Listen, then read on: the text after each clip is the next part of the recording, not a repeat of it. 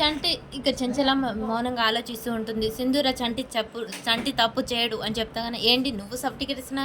నువ్వు విన్నావా? వాడు ఏం మాట్లాడాడో అక్కడ నువ్వు విన్నావా? నువ్వు చూసావా? చెప్పింది వాడు, విన్నది వీడు. మధ్యలో నేను చెప్తున్నాను, నీ సర్టిఫికెట్ ఏంటి పెద్ద నీది? మగవాళ్ళు బుద్ధిమంతులని ఎప్పుడు అనుకోకు. ఇంట్లో ఉన్నట్టు అస్సలు ఉండరు. బయటికి వెళ్తే ఎన్ని ఎదవేషాలు వేస్తారో అన్ని ఎదవేషాలు వేస్తారు. నీకేం తెలుసని వాడిని సపోర్ట్ చేస్తున్నావు? నువ్వు వినలేదు, చూడలేదు. ఇక్కడ ఉండి మాట్లాడుతున్నావు ఏంటి అని చెప్పేసి ఇక విజయమ్మ సింధూరని మాట్లాడుతూ ఉంటుంది. చెంచలమ్మ అలా చూస్తూ ఉంటుంది. ఆయన తీర్పు చెప్పకుండా కొట్టింది వాడు, కొట్టించుకుంది వీడు, కొట్టిన వాడే ఒప్పుకుంటున్నాడు. అలాంటప్పుడు తీర్పు చెప్పకుండా ఇంకా మౌనంగా చూస్తున్నారండి. అందరి మగవాళ్ళ బుద్ధి ఇలాగే ఉంటుంది అని చెప్పేసి ఇక కేశవాన్ని ఉద్దేశించి విజయమ్మ మాట్లాడుతూ ఉంటుంది. చెంచలమ్మ ఇక ఆపు, ఇప్పటికే చాలా ఎక్కువగా మాట్లాడావు. మౌనంగా ఉన్నానంటే తప్పు చేసిన వాడిని ఒప్పుకున్నట్టు కాదు, అంగీకరించినట్టు కాదు. శిక్ష వేయాలంటే ఆలోచించాలి. అది తొందరపాటుతో వేయకూడదు. అది మౌనంగా ఉన్నంత మాత్రాన సమర్థించినట్టు కాదు అని విజయమ్మ, ఏంటి నువ్వు మాట్లాడుతున్నావు? నేను శిక్ష వేస్తాను వానికి. చంటి, నువ్వు చెప్పుకునేది ఏమన్నా ఉందా?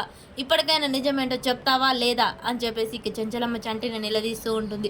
చంటి మాత్రం ఏం మాట్లాడకుండా ఒకే మాట అంటాడు, కొట్టానమ్మ గారు, మీరు ఏ శిక్ష వేసినా నేను భరిస్తాను అని చెప్పేసి చంటి అనగానే ఇక చెంచలమ్మ సహనాన్ని పరీక్షించినట్టు అవుతుంది. చెంచలమ్మ ఒకసారిగా బసవా తేరా కొరడా అని చెప్పేసి చెంచలమ్మ అంటూ ఉంటుంది. ఈలోపు ఇక సింధూర అయితే చెంచలమ్మ కొట్టబోతుండగానే సింధూర వెళ్ళి చంటికి అడ్డుగా పోతుంది. ఆ దెబ్బ సింధూర మీద పడుతుంది. సింధూర, నువ్వు అడ్డెందుకు వచ్చావు? పక్కకు తప్పుకో.